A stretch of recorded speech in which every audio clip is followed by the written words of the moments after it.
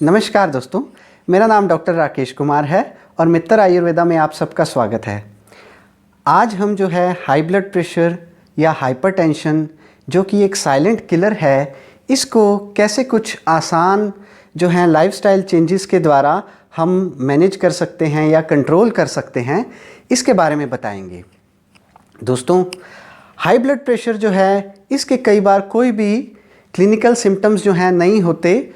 इसकी वजह से अगर हम सफ़र कर रहे हैं तो कोई भी परेशानी या दिक्कत हमें नहीं होती, लेकिन ये बहुत सारी मेजर जो हार्ट डिजीज़ हैं जो कि जानलेवा होती हैं, उनका कारण बनता है। उसका एक मेजर रिस्क फैक्टर जो है हाई ब्लड प्रेशर है, और स्ट्रोक जिसकी वजह से बहुत सारी जो है डेथ्स हमारे देश में होती हैं, उसका भी एक मेजर रिस्क फैक्टर है।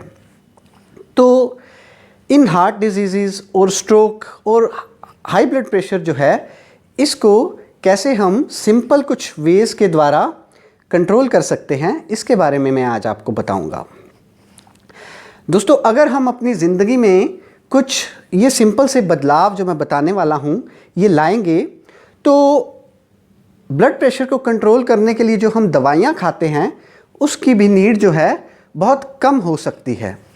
तो आइए शुरू करते हैं। दोस्तों, सबसे पहली बात, अगर आप अपने ब्लड प्रेशर को कंट्रोल करना चाहते हैं या आप चाहते हैं कि आप हाई ब्लड प्रेशर से ग्रसित ना हों, तो सबसे पहले अपने वेट का ध्यान कीजिए। अगर आप ओवरवेट हैं, फैटी हैं या ओबीस हैं, आपके हाइट के अकॉर्डिंग अगर आपका वेट जो है ज़्यादा है, तो सबसे पहले आप अपने वेट को लूज़ करें, अपने वेट को कंट्रोल में लाएं, तो आपको ब्लड प्रेशर जैसी दिक्कतें भी जो हैं वो नहीं होंगी। और अगर आप ब्लड प्रेशर से सफ़र कर रहे हैं, अगर आप अपना वेट कंट्रोल कर लेते हैं, तो ब्लड प्रेशर भी जो है बहुत हद तक जो है कम हो जाता है। दोस्तों, अमूमन हम आम तौर पे कहते हैं कि जिन मेंस में उनका जो वेस्ट लाइन जो है, या हम कहें कि वेस्ट मेजरमेंट जो है मोर देन 40 इंचज़ है, और जिन विमेंस में वेस्ट मेजर जो है मोर देन 35 इंचज़ है, वो हाई ब्लड प्रेशर से सफ़र करने में ज़्यादा रिस्क पर हैं। उनको जो है ब्लड प्रेशर जो है वो बढ़ सकता है।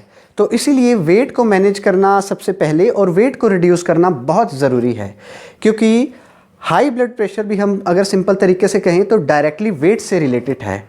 तो सबसे पहले अपना वेट को लूज़ कीजिए। आप जो एक्स्ट्रा शुगर्स अपनी डाइट में खाते हैं उसको कट ऑफ कीजिए, और डेली जो है रेगुलर एक्सरसाइज कीजिए। एटलीस्ट कम से कम 30 मिनट्स के लिए आपको डेली जो है एक्सरसाइज करनी चाहिए। आप कोई भी एरोबिक एक्सरसाइजेस कर सकते हैं, आप योगा कर सकते हैं, आपको जॉगिंग करना है आप जॉगिंग कर सकते हैं, साइकिलिंग कर सकते हैं, स्विमिंग है, डांसिंग है, जो आपका मन करे। आपको at least 30 minutes daily physical activity जो है या एक्सरसाइज जो है करनी है, जिससे आप हेल्दी रहें और अपने ब्लड प्रेशर गोल को जो है अचीव कर सकें। उसके बाद दोस्तों, जो सबसे ज़रूरी बात आती है वो है हमारी हेल्दी जो है diet.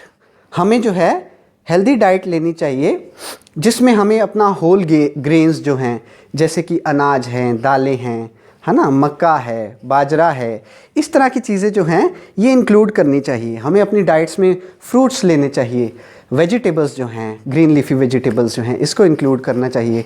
Low fat dairy products, हम अगर दूध पीते हैं तो दूध की 2 बार मलाई उतार के, या हम स्किम्ड मिल्क जिसे बोलते हैं, वो लेना चाहिए।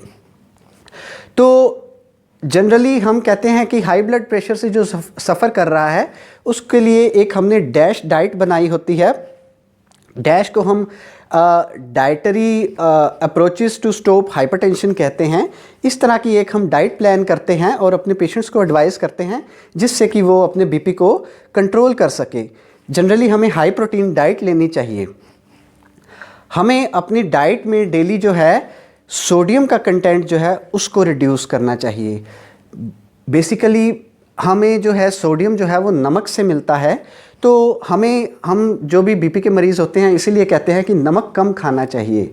आम तौर पे जो एक नॉर्मल एडल्ट होता है उसके लिए जो डेली की सोडियम जो रिक्वायरमेंट या लिमिट हमने डिसाइड की है या हम बताते हैं वो है 2300 मिलीग्राम पर डे, जो कि हमें तकरीबन 1 टीस्पून चम्मच या हम कहें कि एक जो है छोटा चम्मच से जो है मिलता है। अगर आप बीपी से ग्रसित हैं, आपको बीपी जो है वो बढ़ता है, तो आपको अपना जो सोडियम जो रिक्वायरमेंट है उसको 1500 मिलीग्राम पर डे जो है वहाँ पे रिड्यूस कर देना चाहिए। अमूमन आपको हाफ़ टी स्पून जो है नमक जो है डेली लेना चाहिए, है ना। तो हमें इसके लिए अपने सोडियम को जो है कट ऑफ करने के लिए हम और क्या कर सकते हैं, हमें जो प्रोसेस्ड फूड्स होता है, फूड जो होता है, जो जंक फूड हम लेते हैं, बाहर की चीज़ें ज़्यादा खाते हैं हम, जैसे समोसा खा लिया हमारे कल्चर में, है ना, मोमोज़ खा लिए, बर्गर, पिज़्ज़ा, ये सब जो हैं इन्हें कट ऑफ कर देना चाहिए। इन्हें हमें बहुत ही कम, ना के बराबर खाना चाहिए। इसके अलावा हम जो एडवाइस करते हैं, हम कहते हैं कि आपको ऐसी चीज़ें लेनी चाहिए जिससे आप पोटेशियम जो है, आपका पोटेशियम इंटेक जो है वो ज़्यादा हो जाए। या मैं कहूँ कि हमें जो है अपना जो है पोटेशियम डाइट में जो है वो बढ़ाना चाहिए। अब कौन से ऐसे डाइट में चीज़ें हैं खाने की जिससे हमें पोटेशियम जो है मिलता है, मैं इसके बारे में बताऊंगा।